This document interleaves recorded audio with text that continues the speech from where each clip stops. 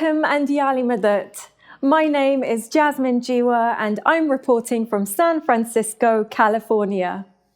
This is our first episode of the Al-Qissa, where we'll be bringing you news and highlights from the Ismaili community worldwide. Stay tuned for the stories that impact our Jamaat globally. It's officially been 1 year since the World Health Organization declared COVID-19 as a global pandemic, and in the last 12 months, we've seen some incredible efforts from across our Jamaat, from providing basic necessities like food and water to those who need it, to programming on Ismaili TV to keep us all interconnected, and even virtual workouts for those who can't go outside.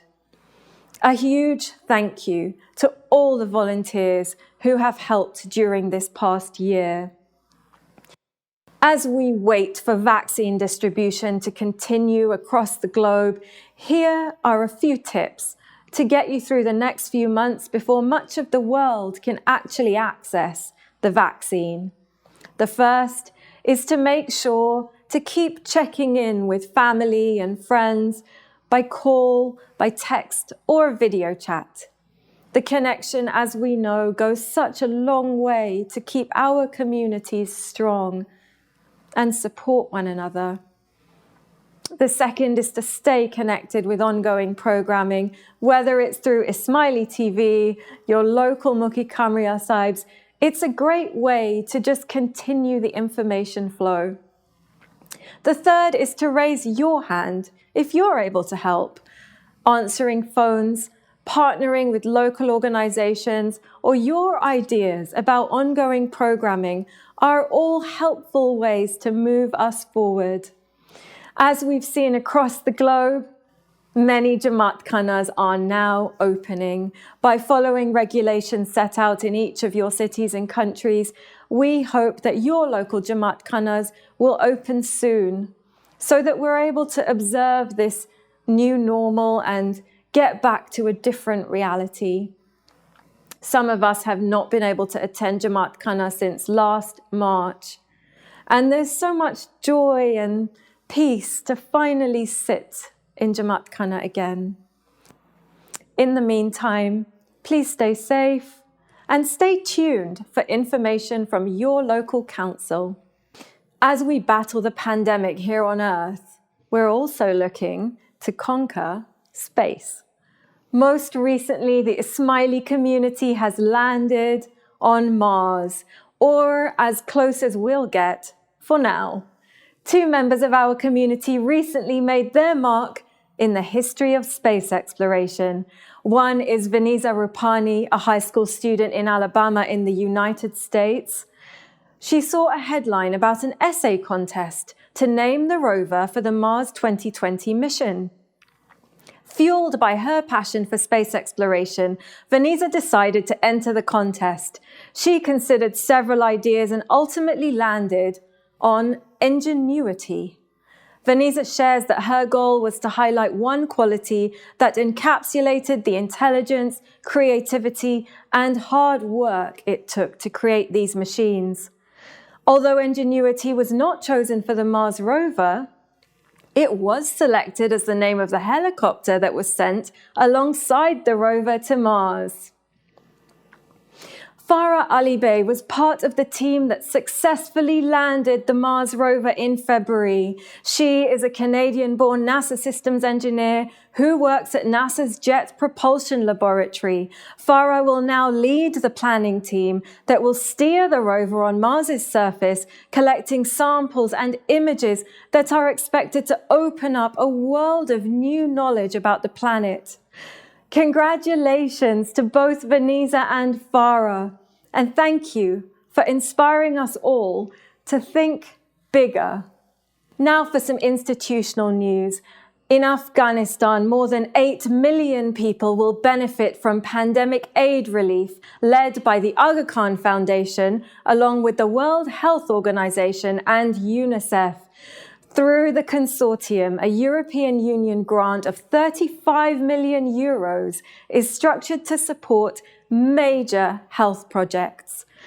contributing to strengthening the responsive capacity of health systems, testing and treating patients, improving infection prevention, raising awareness, and reducing nutritional risks.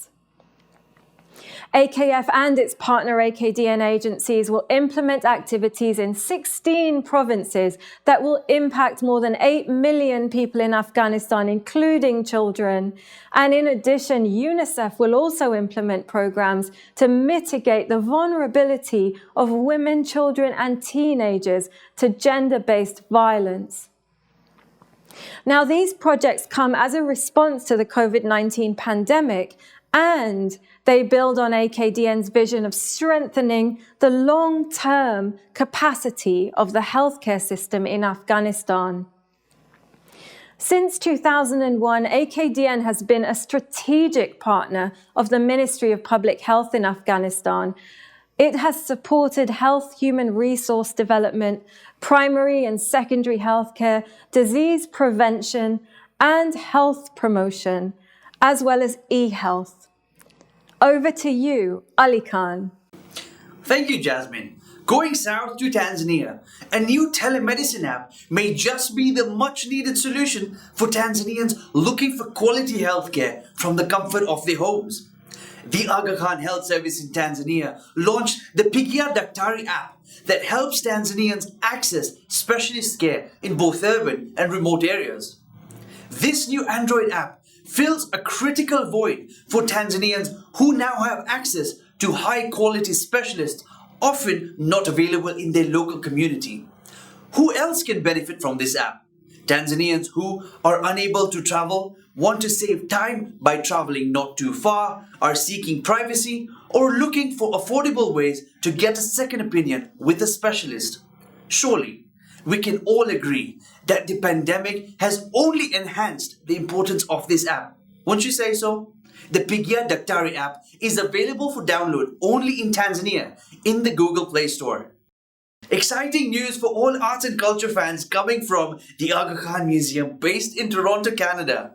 The Aga Khan Museum is North America's first and only museum dedicated to showcasing the arts of Muslim cultures and the contributions of Muslim civilizations to world heritage. This month, they announced the release of its first podcast, This Being Human, the title based on a poem, The Guest House by 13th century Iranian poet Rumi. Now, this 26th bi-weekly podcast is being hosted by award-winning journalist and educator Abdul Rahman Malik, who is looking forward to sharing stories of people who are shaping the world in which we live in. Each episode includes expert storytelling and thoughtfully cast interviews that are smart, funny, gripping, and surprising.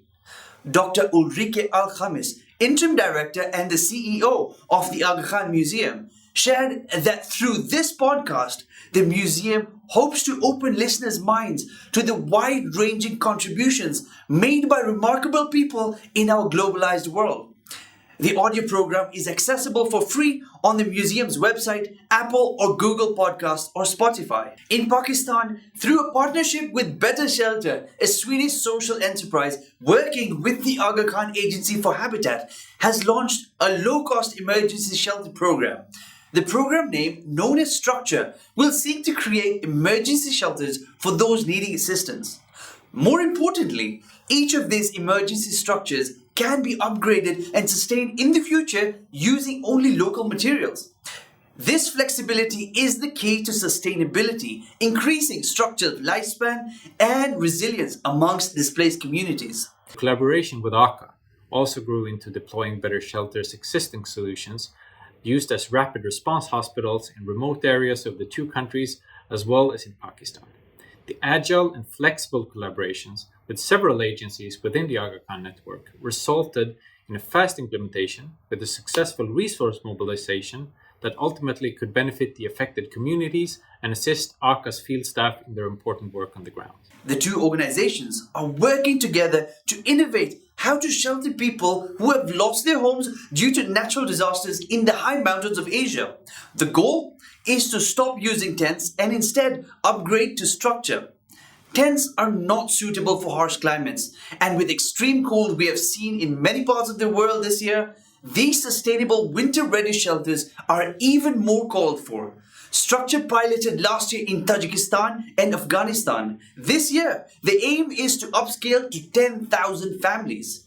Unexpected benefits arose from a Zoom-based relationship. Who knew the silver lining of learning remotely would lead to an immersive local experience in Afghanistan? Harvard Graduate School of Design collaborated with the Aga Khan Agency for Habitat to bring Afghanistan to the US. Afghanistan is less often the subject of architecture and study design, but after this collaboration, Harvard participants know that design models are best tested in extreme conditions. Aga Khan Agency for Habitat provided access to locals, organizations, and the Kabul University, allowing students to experience Afghanistan as if they were actually there. Rahul Mehrotra is the chair, director, and professor at the graduate school, and he knows that the Afghanistan provides some of the most extreme conditions of urbanization, both a challenge and an opportunity for his students. Mehrotra says that the Aga Khan Agency's network provided access to more stakeholders remotely than they ever would have, even if they were physically there on site. The relationship with Kabul University was truly immersive as students and faculty came together to confront the most extreme conditions of urbanization. Now, the collective result was an integrated inclusivity, where a culture of dialogue was fostered between students and teachers over WhatsApp chats and Zoom calls. In more pandemic-related news, the Aga Khan University Hospital in Karachi, Pakistan was granted as one of the 9 vaccination centers across the country to administer the COVID-19 vaccines.